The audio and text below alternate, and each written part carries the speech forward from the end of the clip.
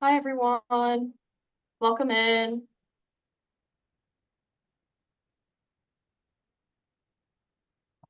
We're going to just wait a few minutes for people to filter in. And I invite you to add your name and location in the chat. And I wanted to thank you for coming back to our part 2, our second installment to our Awakening to Environmental Justice workshop series. And for carving out some busy time in your lives to learn with us in Franciscan community. We'll begin real shortly.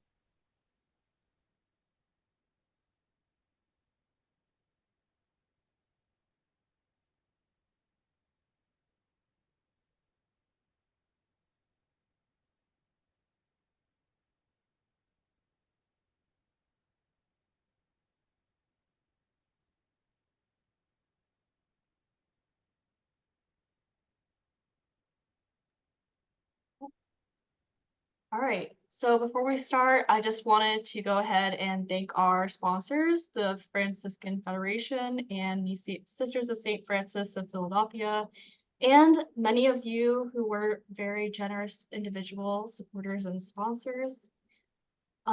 We will begin with prayer, as we always do, and that will be done with Sister Pat Millen.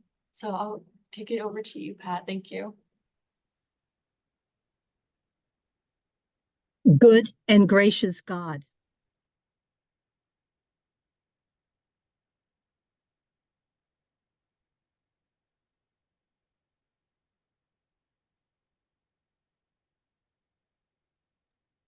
Hi, Pat. I'm so sorry to interrupt you. We cannot hear you.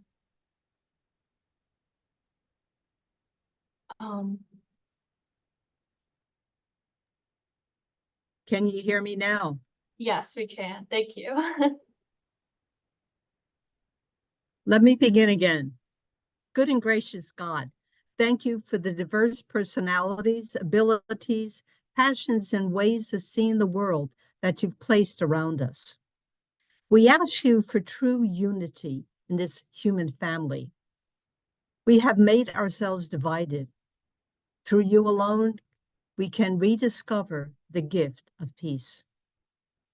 Your name inspires us to genuine love. Cover our community with your peace. Teach us to love. Show us the ways of forgiveness, of loving and supporting our neighbor, even those most outcast as ourselves. Open our eyes to those who are rejected, powerless, oppressed, or overlooked.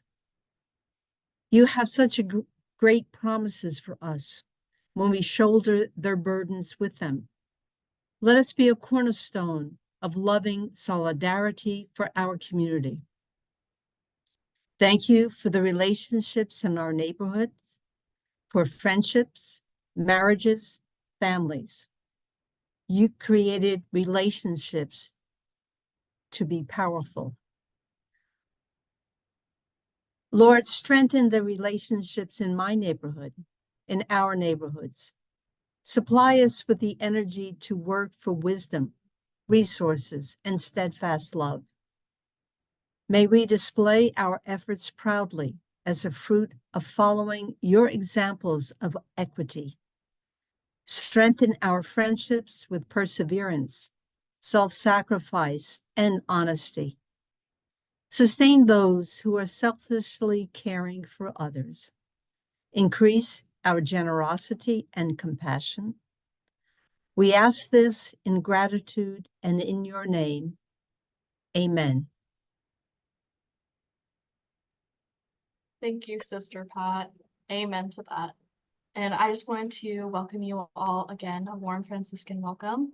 And before we get started with our main content of the day, I wanted to give a quick overview of what we learned last week in Workshop 1, which is highlighted in yellow here. And then we will dive into today's workshop content about how to reach out in Franciscan solidarity in a way that's respectful to community activists and advocates. So a little bit about what we did in Workshop 1. first we went over what the environmental injustice cycle is, and I wanted to point out that there are many, many different examples of environmental injustice, from mining to trash incinerators, lack of green spaces, air pollution, deforestation. Unfortunately, I could go on for a long time. And this injustice usually begins with an environmentally degrading project being placed close to communities. Um, and as a result, these communities face political and economic marginalization, um, which the projects that are placed close to these communities indirectly profit off of for a number of reasons. But mostly these communities are communities of people of color, migrants, and or low wealth. And that means that they don't have a lot of extra pocket money or a lot of extra time to work with or pay lawyers, to engage in a lot of advocacy. And that means that these environmental injustices proliferate. And so where the justice cycle comes in is when folks are able to learn in community, in solidarity with one another, and to offer health support and other resources that they might not have had just on their own. And that encourages both political and economic participation. And this leads to taking action legally, economically, politically, all sorts of advocacy, which leads to the ability to resist these projects and towards environmental justice. So today, this is where we step in, is in community learning and solidarity. And we usually can go through these resources. So last week we went through these resources called the Opportunity Atlas was the first one. And this is census data from with a collaboration from Brown and Harvard universities, and it looks at socioeconomic demographics. So if you recall, when I was just chatting about injustices and how these communities are usually communities of color, migrants, and or low wealth, this tool allows us to look at those demographics and to see where those communities might fall within your larger area or region. What we searched for was just what I mentioned: low median household income, high rates of poverty, a high foreign-born share, so a high share of migrants in your neighborhood, and a high fraction of people who identified as not white. Next, we moved on to our second resource, which was the EPA's Environmental Justice Screening Tool. And here, this is a EPA regulated platform where they can look at the facilities they are monitoring in the neighborhoods. And they also get data on pollution emissions from that area. And what we searched for was places, and we looked for Justice 40 areas, which more likely than not interconnected with the communities we found from our first resource. And we looked at the reports that those generated. So here in this picture, you can see the categories that affected this community. And then we went to facility compliance status to see which entities in the community were the causes of those pollution. But we didn't leave it off there, and we went and jumped to our third and final resource, which was looking for organizers and looking for organizations that are working on these cases of environmental injustice. And we searched for news articles, often which feature local advocates and activists. And there are sometimes nonprofit listings of your area. And we found those using the keywords and phrases of your community's name, environmental justice, organization, residents, pollution, etc. So now that we are on, is Michelle Frisbee Fulton in the room? I mean, no, I'm sorry. She is actually still having technical issues. Okay, that is perfectly okay. But I want to mention that we have had already success stories of people who have found success using these research tools to find cases of environmental injustice in their communities. And specifically, Michelle found that there was a really high heat index in the areas that were formerly Jim Crow areas in her community of Richmond, Virginia. And so we obviously know that those communities are people of color and they're experiencing really high levels of heat due to climate change. It just keeps getting hotter. And so these people are less able to avoid the heat and the adverse health effects that come with being exposed to such high levels of heat. So we are certain that she's not the only one that has at least played around a little bit with these tools.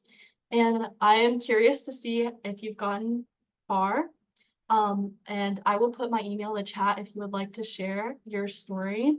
And I would also like to let everyone know that if you do find a case of environmental injustice in your community that you become involved in after this workshop in the future, we would be open to working with you in our webinar series in the fall that we do every year called Working for Environmental Justice. But we all know that to get from the point of research to the point of communicating your interest in supporting your community members can be a really, really big step, which is today's focus, how to communicate and reach out to environmental advocates and activists in your community in a respectful manner of solidarity that preserves the community's agency and needs. To do that, we are so happy that joining us today is Carolyn Townes. She is a secular Franciscan, former FAN board member, and now sits on the board of Franciscans International. We are so excited to learn from you today, Carolyn, and I will turn it over to you. Thank you, Gabby. So greetings of peace to you all. I invite you to consider the following. I am clear yet shapeless, nurturing life with grace, quenching thirst in the driest place. I can carve through mountains, yet hold a gentle touch, essential for life. I am needed so much. What am I? So if you guessed water, then you go to the head of the class. Water, so essential, yet so easily controlled. And why do I say that? Just ask the residents of Flint, Michigan, or Jackson, Mississippi, or me. For over 10 years, I had turned on the faucet to my bathroom sink only to be greeted by the smell of sewage with a flow that wasn't so clear. When we reported it, we were met with, well, there's nothing wrong with the water. Then after the 10th year, we received a notice saying the water pipes, which were 140 years old, were being replaced. And it would not be overnight. When you begin to do the work of environmental advocacy, you go into it because you want to help those who are affected by the plight of environmental injustice. That is the essential piece. Those who work for the plight are usually the ones affected by the plight. Those who work for the plight are committed to the cause. If you remember the video last week, the woman speaking about the uranium deposits on the land, she is affected by the environmental degradation as it is on her land, the land which she lives. But also her mother is dying from cancer due to the fallout of that degradation. So when you undertake one of the causes in your community, know that the people who are already working on the cause do so because it personally affects them in one way or another. Because it personally affects them, they are emotionally attached to the outcomes. The woman in the video was emotionally attached not only because it is in her community, but also she will lose her mother because of it. Think about the emotional effects these issues have on the people who live and work in the immediate environment. More often than not, they are people of color and of low wealth. And more often than not, they have no escape. They have no safe place to retreat to while this is going on. They have to remain in the environment, breathing the air, consuming the unsafe water, not having necessary medical attention, thus succumbing to the fallout. And those who do this work have a personal interest in the cause. It is life and death for them. So I urge you to tread gently and cautiously, knowing there will be a level of loss and grief, knowing there could be mistrust and suspicion, knowing you walk along a path of broken promises to unmet needs. You must walk with love. So love, L-O-V-E, L, listen to learn. Do not go in assuming you know what the people need. First, listen to their stories. Learn about what is going on in the community. Be curious. Go in with the intent to learn from those directly affected by the issue. They may be experiencing loss. Thus, there is grieving. There is deep sadness. And Black and Brown people have specific rituals around the grieving process and how they mourn. So please be respectful of their grieving process. And then ask permission to share your story. Why are you interested in this issue? What is your purpose for engaging with this community? Is it in alignment with those who are directly affected?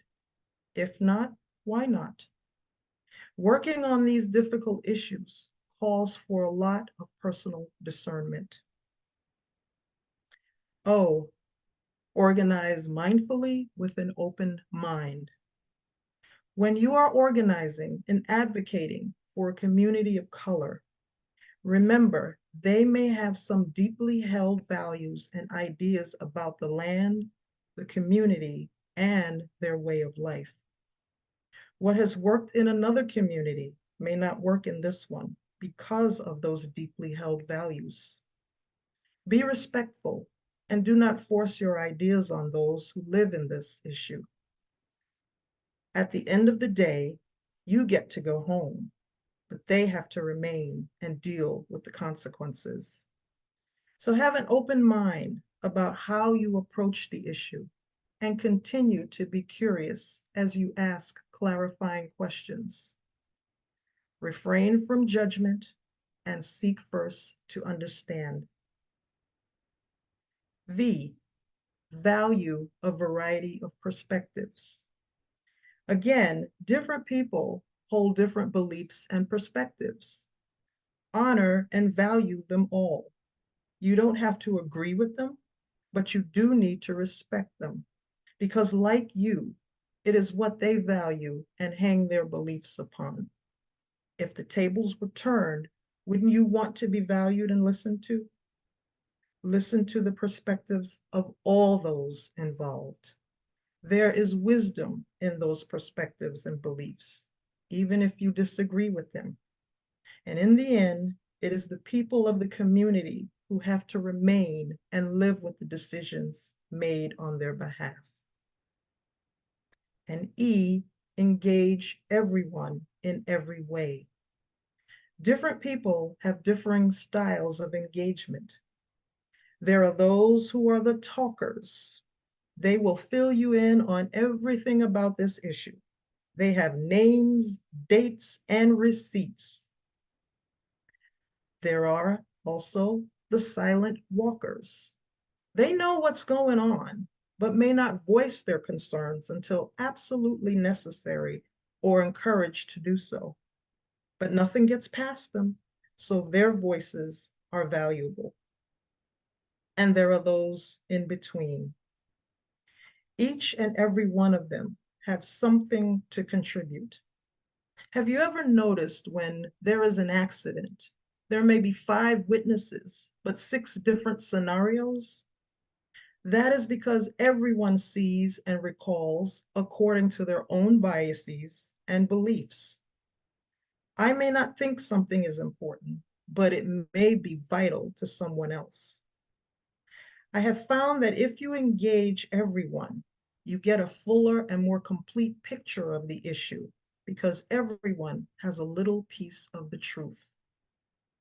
Do not hesitate to engage those you may regard as having little or no value, like children or the unsheltered or those who are on the margins of the community.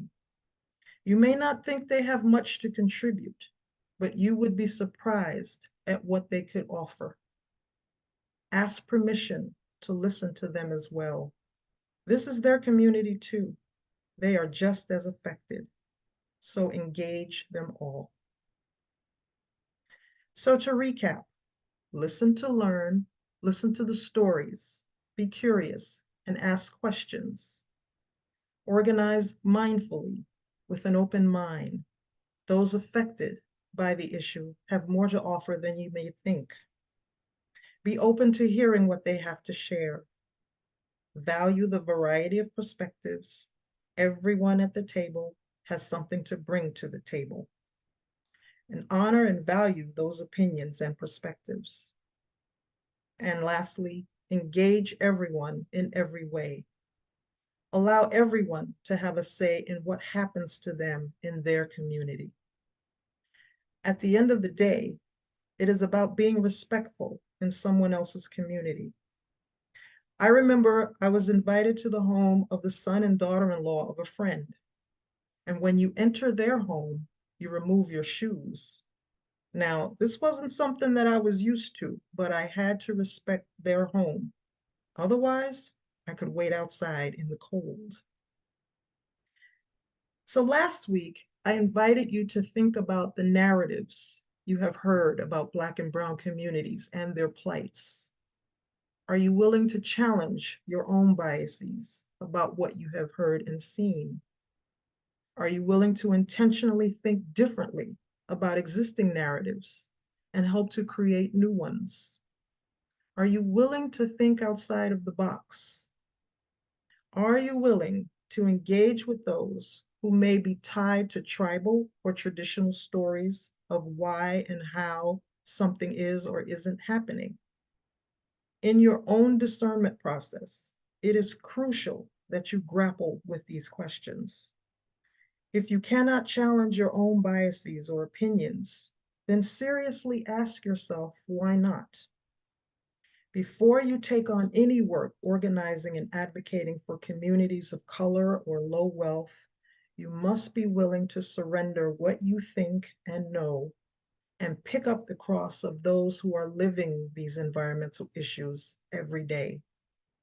That is doing justice with love. I thank you for your attention, and may the Lord give you peace and grace as you do the work of justice with and for the least of these. Carolyn, thank you so much. Good afternoon, everyone. I'm Janine Walsh. I am Communications Coordinator at Franciscan Action Network, and we have had, Carolyn, just a couple of questions come through for you if you have the time to sit with us for just a few minutes. First of all, I love your love. As you were talking, I was taking notes, and I thought to myself, when I'm met with mistrust and suspicion, and you said to ask permission to share my story, how is it that we can easily listen to everyone when we're talking about a whole community? Well, it's it's everyone's community, so everyone has a piece of the story. When we ask permission, because sometimes these issues are difficult, like the woman in that video that we saw. It was difficult for her to sit with knowing her mother was dying from this issue. We don't know how deep some of these issues are going into people's lives and into their homes, into their day-to-day existences. So we want to tread gently. We want to tread cautiously. We want to ask permission because maybe they aren't ready to share something very personal. So asking permission allows them to know there's the space for them to be vulnerable, to share what, they might not have been able to share with big corporations or other people who have come in. But if you're coming in with this intention of love and empathy, then they will feel that and they will be more comfortable in that space. So just make sure you create the space for them. Beautifully said. When we're dealing with, I imagine this is a lot like putting a puzzle together. You're dealing with so many variety of perspectives, as you said. What happens when those pieces don't fit together? What happens when those pieces differ so much that there maybe is not a singular solution? Yeah, that's a great question. Then it's about coming to consensus. Those who are sitting at the table, I'm sure they all want, at the end of the day, the same thing, whether it's clean water, whether it's fresh air, whether it's the uranium deposits removed somehow. How do we get there? So begin with the end in mind. You know what you want. You know what you want the end result to look like. How do you move backwards to make that happen?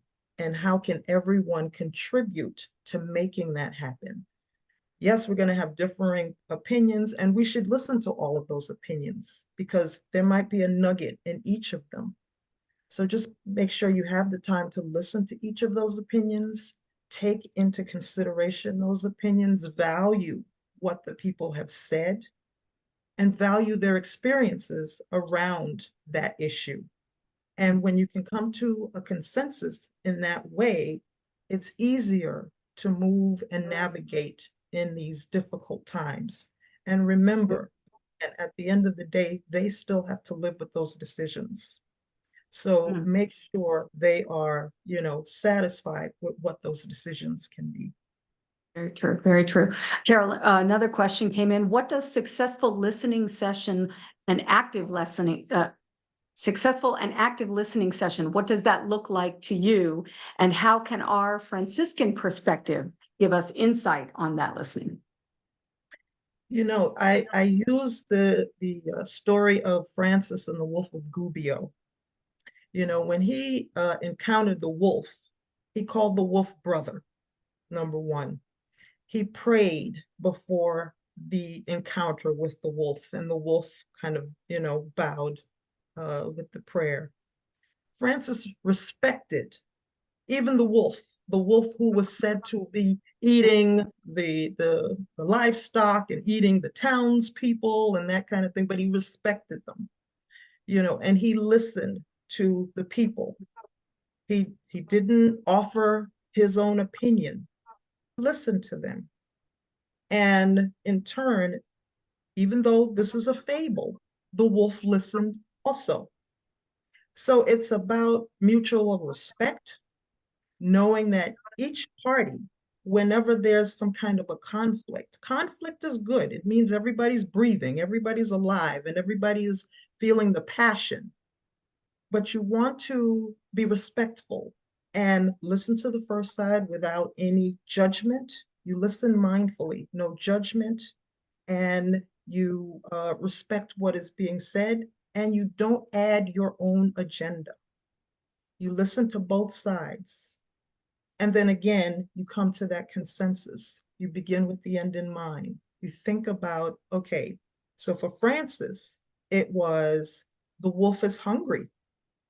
For the townspeople, it was, well, we want to protect the town. We want everything to be safe. So how do we collectively make that happen? And they came to a consensus. the townspeople would feed the wolf would protect the town. And it's about listening to one another respectfully, mindfully, not judging, not throwing in your own agenda or your own egos, because that really can halt the process. So you want to make sure that you listen to learn, because everyone has something to share that you don't know, just as you do. You can share your perspective, but you need to listen to the other person's perspective as well. We've had several more questions come in, if you're good, Carolyn. Your experience with the years of dirty water in your personal experience, Carolyn, did any of those impacted try to raise their voices with those in authority? No, no. Because, when you're in an environment that has been devalued, unheard, not respected at all, what happens is you tend to think, well, maybe it's just me, or they're not going to listen. It's the old adage, how do you fight City Hall kind of a thing, and it didn't work, but, one of the things you can do is, well, we're paying for this water.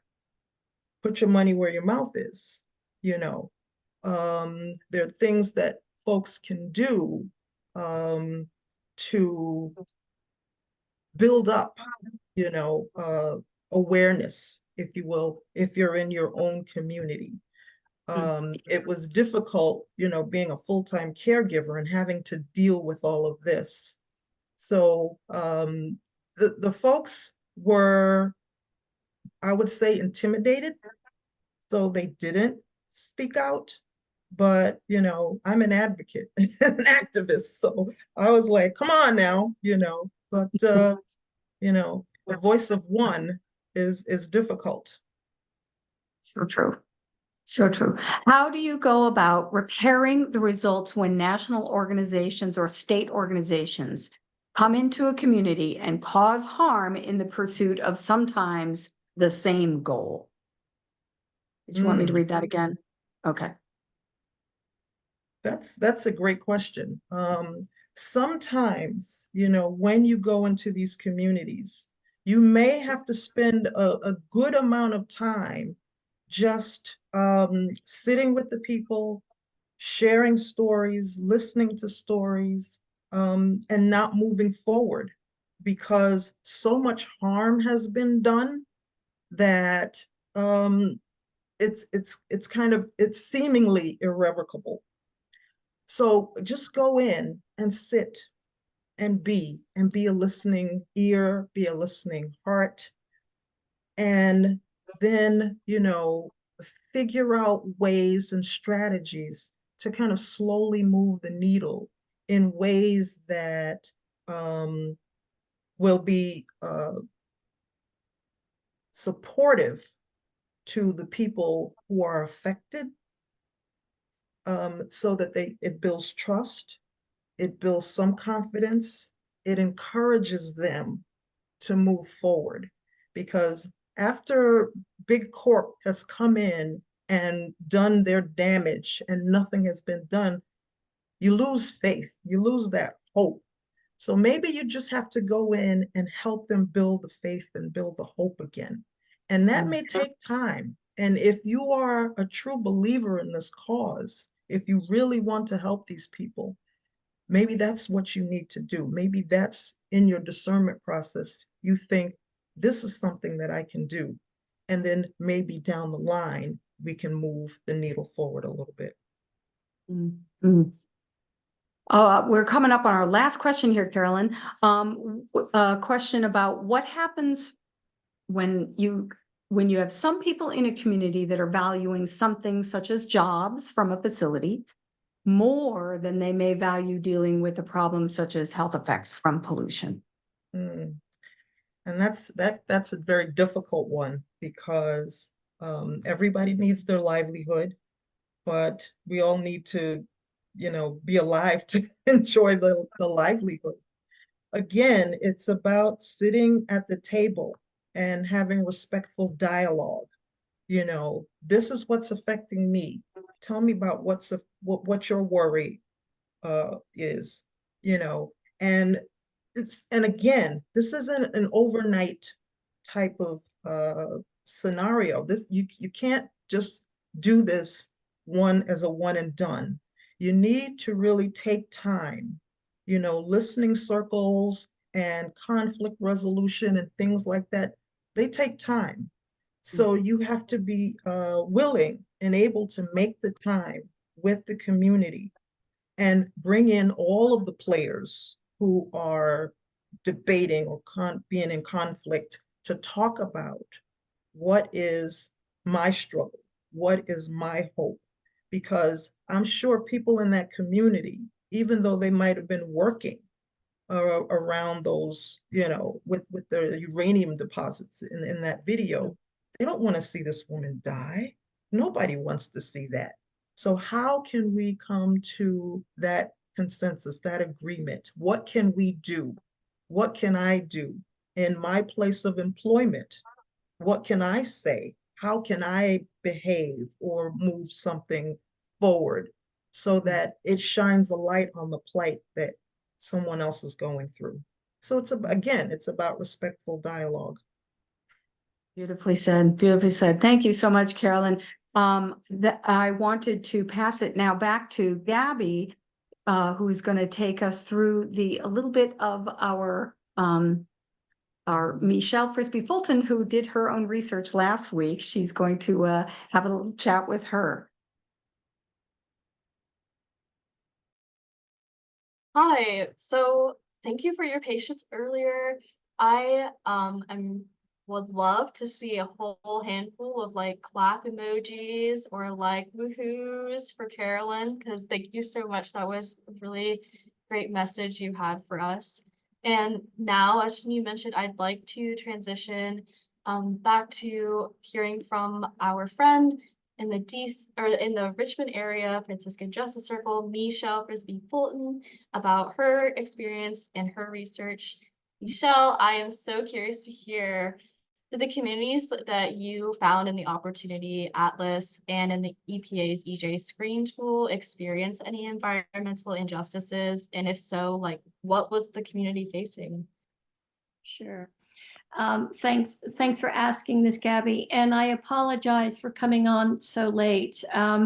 Here in rural Virginia, where I live, I'm not quite in Richmond, we have internet problems, and I like to blame it on the community and not on me. Who knows? Gabby's asking me to do this because I sent her an email last week saying, help. Basically, I got myself stuck somewhere, and Gabby gave me some good pointers. But the Justice Circle that I belong to considers itself a Richmond, Virginia Justice Circle.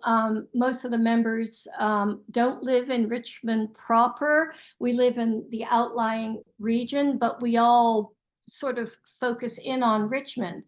So I thought, well, I'm just going to go ahead and go through the steps that Gabby led us through last week. And of course, you sent that follow-up email also, Gabby, that gave us step-by-step procedures, which was very helpful. So thank you for that.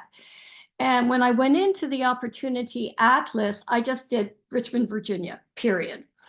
And of course, Richmond came up. And then I started clicking on different areas to just look at the average household income. That you said that was a good way to start. That's what I did. And I found that the east end of Richmond, which consists of two neighborhoods, the average household income is from $12,000 to $15,000 a year. So I thought, well, I guess I'm going to move on from the Opportunity Atlas and do a Google search immediately, not yet going into the EPA Justice Screen thing, but do a Google search, which was simply the east end of Richmond, Virginia, to try to find out just a little bit more about it.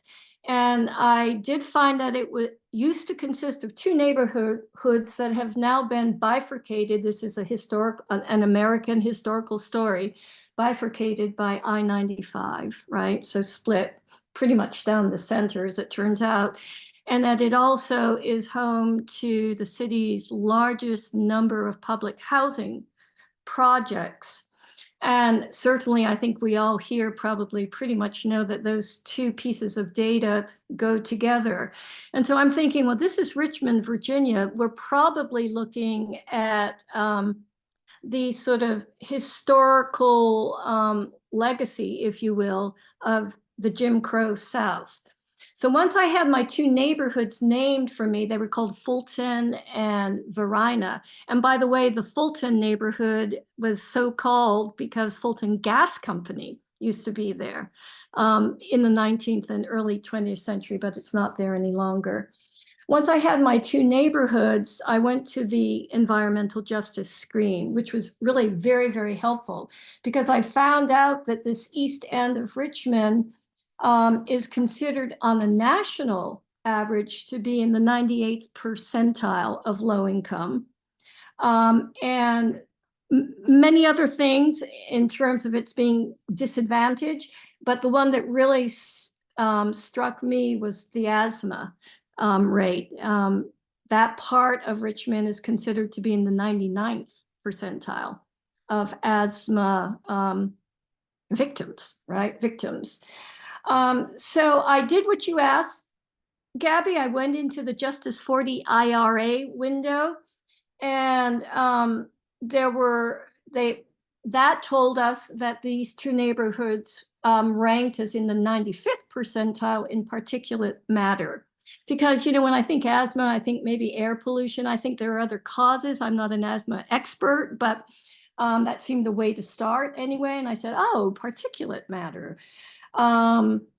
They also had something in there about respiratory risk from air toxics. So I then went into the facilities compliance thing and didn't really find much under that in these two neighborhoods. For example, there were no red or yellow boxes highlighted. There were plenty of blue and green, and I think the other color might have been orange. So I thought, well, I want to make sure this website's working correctly, because if you folks remember, Gabby did tell us that sometimes it freezes up. And my middle name is Freeze Up Technology. So I thought maybe I better make sure, you know, I'm not being dense here. And I knew, just being from this part of the world, and other Americans and non-Americans, of course, may know this as well, that back in the 70s, there was a place called Hopewell, Virginia, which is to the east of Richmond, and very industrial still today, erupted into the news because some of the chemical plants there were illegally dumping, of course, pesticides into the James River. Caused environmental destruction, but it also created a lot of health risks. So I wanted to look at Hopewell because I knew it was an area in Virginia that ought to have on the environmental justice screen, you know, some indicated red businesses, industries that might still be under the EPA watching Google lenses, if you will. And yes, Hopewell did have red boxes. So now I knew that my RVA East End Richmond search was not incorrect and not giving me any of those red or yellow boxes. So I said, okay, well, time for another Google search. So I Googled, and frankly, I don't remember exactly what I Googled. I was trying to remember for Gabby's sake when she asked me to do this. But I did things like no-brainers, right? Environmental conditions, social and environmental history, and then specifically those two communities, the Fulton and the Varina communities. And I did learn that the east end of Richmond had a landfill that was notorious for particulate emissions from coal ash dumping. And that means that there was arsenic, mercury, and lead in the air. It was forced by the city to close down in 2018, and as far as I know, has not yet reopened. So that's the good news. Virginia does, it's a bit partisan, and I won't say which way, but it does have a pretty good history this way. At times that gets reversed depending on who's sitting in the governor's seat and what the majority at the state assembly might be. But I was thinking, okay, so that got shut down in 2018. That's good. So what's going on with the asthma? Well, there can be long-term asthma, of course, which started before this landfill was shut down. But when I was doing that environmental and current conditions, I found that there's a drastic variation in Richmond's tree cover. And this neighborhood, these two neighborhoods in particular, are denuded of trees. They're paved with asphalt, which of course is what's it called, a non-reflective pavement, I think. And that they tend to be 5 to 15 degrees hotter than the rest of the city. So I'm thinking, okay, well, that's certainly going to exacerbate asthma problems. And then another article I found talked about the closing of East End parks, city parks, through the 80s and the 90s. So basically, now we have an image, right? We have an image of think of Joni Mitchell's, paved paradise thing. We have an image of a very paved, very denuded of trees, broken community, bifurcated by interstate, where asthma is a problem.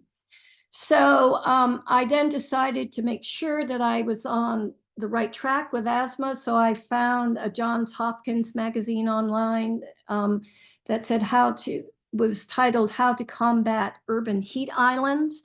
And while I don't need to become an expert on how to combat them, what I wanted to find was that there was a direct link between urban heat islands and asthma. And sure enough, that piece confirmed that. So I would say that I did do what Gabby suggested. I looked then for advocacy groups in Richmond, in particular, who might be working on the issue of heat. And I did find some. Obviously, most of you won't be surprised that Virginia Interfaith Power and Light, is on top of this issue. In fact, we've just been writing letters to the editor for Interfaith Power and Light on the Regional Greenhouse Gas Initiative, which our state made into law, but it's been removed, and that's all political history. Anyway, but the one group that I thought sounded best for maybe our Justice Circle, if we go forth to helping with this issue, was the Richmond, Virginia Interfaith Climate Justice League. And this puts me in mind of what Carolyn, or some of what Carolyn was talking about, because I learned that that group is comprised of neighborhood faith groups, different churches, different parent-teacher associations and things like that. And I'm thinking, well, these are the people who are living it, right? Yeah. These are the people who are living it. And frankly, Carolyn, I loved your presentation. It was superb. I was also thinking, when you talked about asking permission, that someone who looks like me, if I went to that, I would want to ask permission just to be there. May I be here? May I listen? And that I think that would be an important thing to do.